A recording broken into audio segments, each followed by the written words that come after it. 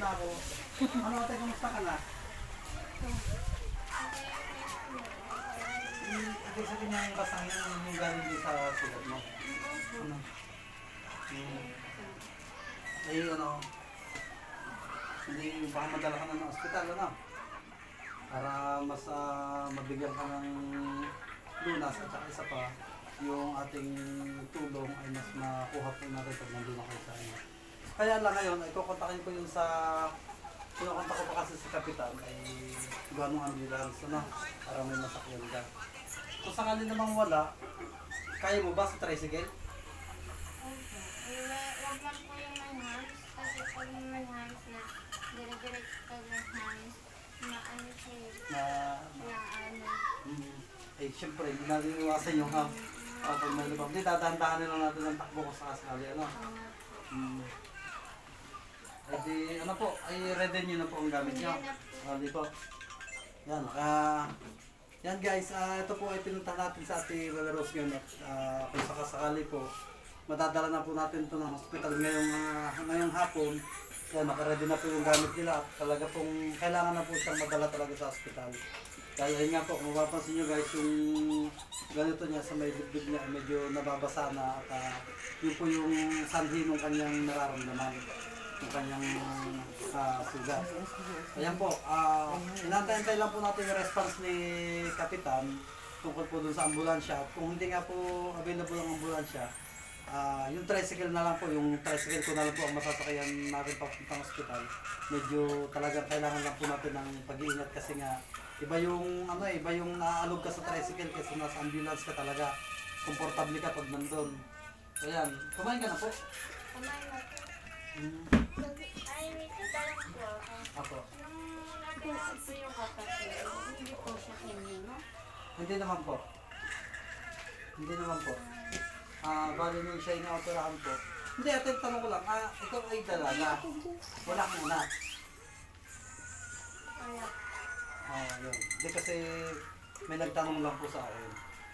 Ay ngayon, yung kapatid ko hindi naman po siya nakuna. Nagkaanak pa nga po ulit siya.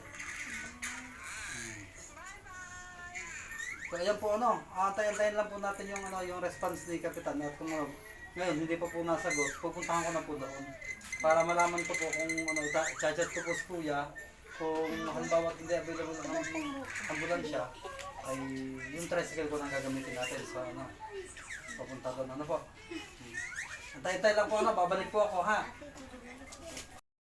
Ayan mga kaninong at nandito nga tayo sa barangay hall ng Barangay Lamot Dos at inaantay po natin yung ambulance ng barangay natin. So hindi daw po available yung ambulance dito pero gumagawa po sila para kumokontak po ng ibang ambulance galing po sa ibang barangay at para nga po magawa sa madala po sa hospital ng ating nagpapadala ko pasyente. ako yung patient na may cyst.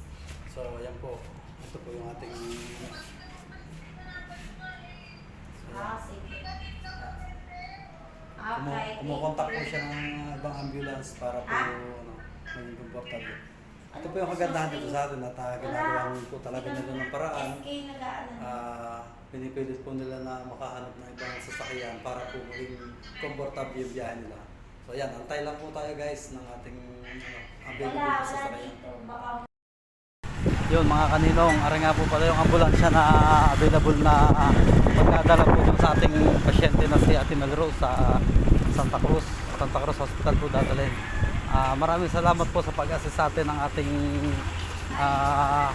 barangay captain na si Kapitan Mac Jefferson Rojas.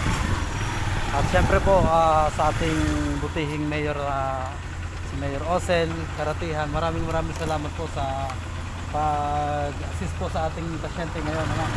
Sana po di puno sa Santa Cruz para po naman ma-admit na yung ating pasyente at kawawa talaga. So talaga pong nahihirapan yung pasyente natin. Sana ma-admit na po sa andito na. So ayan po, antayin po ulit natin. Update ko po ulit kayo mamaya guys pagka nakasakay na po yung ating pasyente At ayan guys, inaantay lang natin lumabas si Ate Mel Rose at siya po ay dadalhin na nga ngayon sa ospital at yan.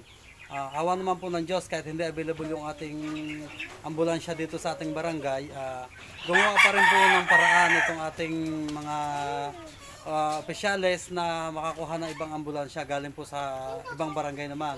Nakakuha po tayo ng ambulansya dito sa barangay Imok. Ayan, tayo lang po natin yung ating si Ate Melrose para po siya ay madala na sa ano. Mas ka dyan, hoy! Hoy, sino ka sino? Lagi sunod ka. Ayan po, nagagayak pa po siya. Sino ka dyan? Huli ka dyan.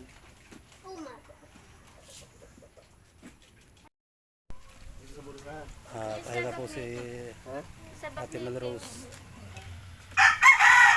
Dadalhin na po natin ngayon siya sa ospital. Ano? Salamat po sa mga sumusuporta guys sa pagpapagamot po nito ni Ate Melrose. Yung mga nagsishare po ng video natin para mas makatulong po din sa may manok. May manok. Yan guys, papunta na nga po tayo ng hospital ngayon at medyo maglalakad lang si Ate Melrose palabas at kasi yung ambulansya hindi po siya makapasok dito sa loob. Gawa po ng sobrang putik nga po. Kaya maglalakad na lang po siya papunta dun sa labasan. Guys, kung mapapansin niyo, ayan yung nasa dibdib ni Ate. Yan po yung epekto ng kanyang yung nararamdaman. Maraming salamat po dun sa mga nag-share ng video, yung mga nagpapaabot po ng tulong o magpapaabot pa para po dito kay Ate sa pagpapagamot po niya. Ano niyo po guys, hindi po biro yung ganitong nararamdaman at unang-una po, napakasarap po na maging bahagi kayo sa pagdugtong ng buhay nito ni Ate. Isang talaga pong biyaya na kayo ay nakasuporta at magbibigay ng kaunting tulong dito kay Ate para po may pagamot yung kanyang nararamdaman. Na po. Ayan, antayin lang po natin na makalabas po siya at medyo malayo po yung lalakarin niya. Mar, dito ka, Mar. Yan, medyo maputik po kasi dito kaya yung ambulansya po ay hindi makapasok.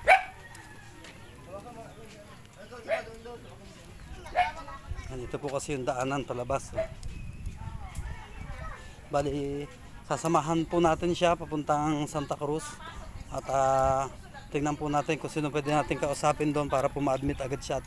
Pag kalimitan po kasi pag puno doon, hindi po siya na-admit, hindi po kagad natatanggap doon kasi yung kapatid ko po dati ganon. Nung dinala po namin doon, puno po doon sa ospital kaya nilipat pa po namin ng ibang ospital. Ito po yung daanan papunta sa kanila kaya medyo hindi po nakapasok yung ambulansya, maputik po kasi. Yan guys, ito yung nilalakad po ni Ate Melrose palabas. Papansin po nyo, habang siya naglalakad medyo nag-iiba yung expression ng mukha niya kasi nahihirapan po siya talaga. Ayan, medyo putla na nga po siya. Tapos ayan po yung kanyang nilalakaran.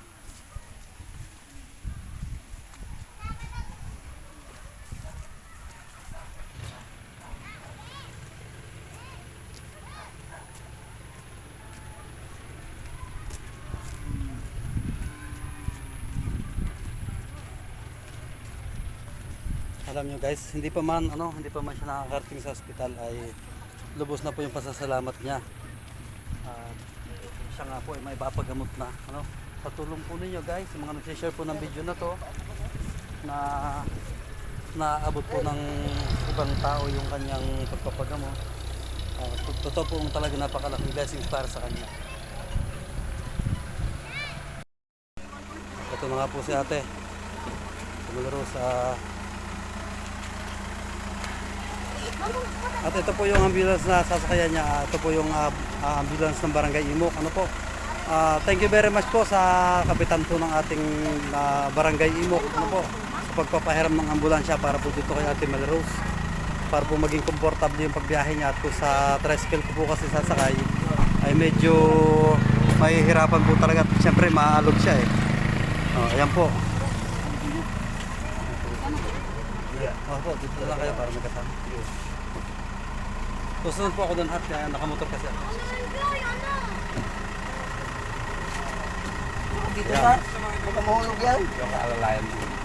Ayan, ano po pangalan niyo kuya? Alberto. Ayan po, maraming salamat po kay Kuya Alberto Cosico ng Barangay Imok po, ano po. Ayan, siya po yung driver nitong ambulansya na pinahiram ng ating Barangay Imok. Thank you very much po sa kapitan po ng Barangay Imok. Ayan po. At syempre kay Mayor Osel po, maraming salamat po dahil ma-assist po itong pasyente natin na may paggamot. Ayan, abangan po natin ang pagpunta natin ng hospital, guys.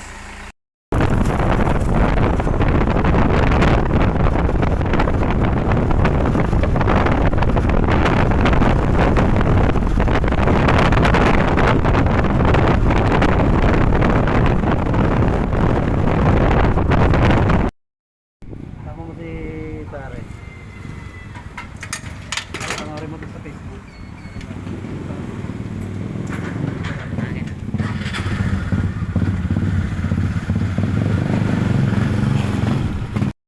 At ayan mga kaninong, bali papunta na po tayo ng hospital niyan.